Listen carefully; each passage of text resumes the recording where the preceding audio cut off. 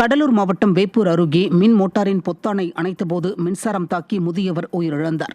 கழுதூர் கிராமத்தைச் சேர்ந்த வேதமாணிக்கம் என்பவர் குளித்துவிட்டு மின் மோட்டாரை நிறுத்த முயன்றபோது மின்சாரம் தாக்கியதில் அதே இடத்தில் உயிரிழந்தார். நிர்வாகத்திறனற்ற விடியா திமுக ஆட்சியில் சீரற்ற மின்சாரம் விநியோகிக்கப்பட்டு வருவதால் உயிரிழப்புகள் அடிக்கடி நடைபெறுவதாக மக்கள் வேதனை தெரிவிக்கின்றனர்.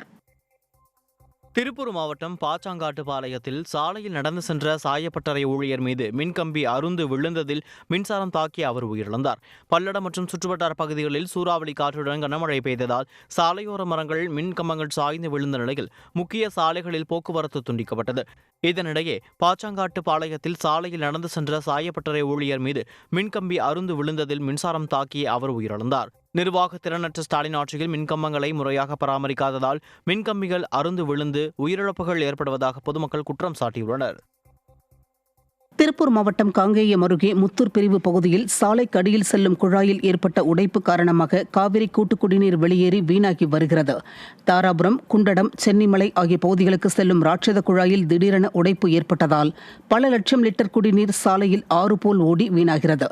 சாலையில் தேங்கியுள்ள தண்ணீரில் வாகன ஓட்டிகள் சிரமத்திற்குள்ளாகியுள்ள நிலையில் விடியா திமுக அரசின் நகராட்சி அதிகாரிகளின் அலட்சியத்தால் காவிரி கூட்டு குடிநீர் வீணாகி வருவதாக பொதுமக்கள் குற்றம் சாட்டுகின்றனர்.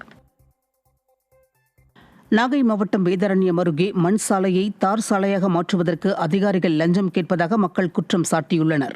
தகட்டூர் சுப்பிரமணியன் காடு பகுதியில் உள்ள மண் சாலையை தார் சாலையாக மாற்ற மக்கள் பலமுறை கோரிக்கை விடுத்த நிலையில் அறநிலையத்துறைக்கு சொந்தமான இந்த இடத்தில் தார் சாலை அமைக்க அதிகாரிகள் லஞ்சம் கேட்பதாக அப்பகுதியினர் புகார் தெரிவித்தனர்.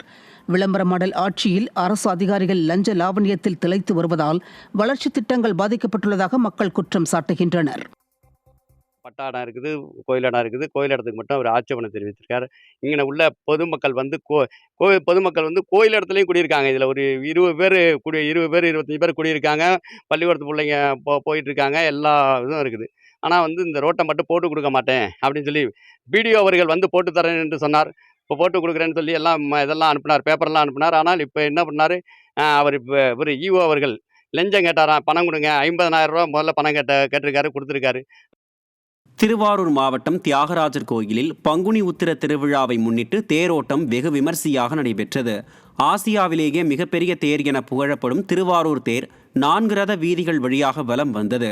காலை 9 மணிக்கு தொடங்கிய தேரோட்டத்தில் அண்டை மாநிலம் மற்றும் பல்வேறு மாவட்டங்களைச் சேர்ந்த பக்தர்கள் திரளாக பங்கேற்று சாமி தரிசனம் செய்தனர்.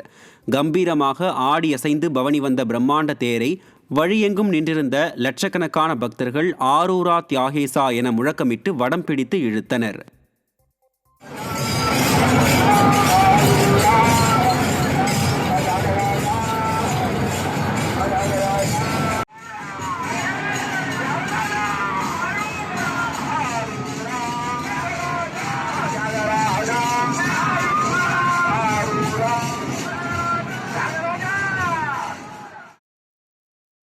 திருப்பூர் மாவட்டம் பாறைக்குழி பகுதியில் திமுக நகராட்சி தலைவருக்கு சொந்தமான கட்டட மேற்கூரை பெயர்ந்து விழுந்ததில் கூலி தொழிலாளி ஒருவர் உயிரிழந்தார்.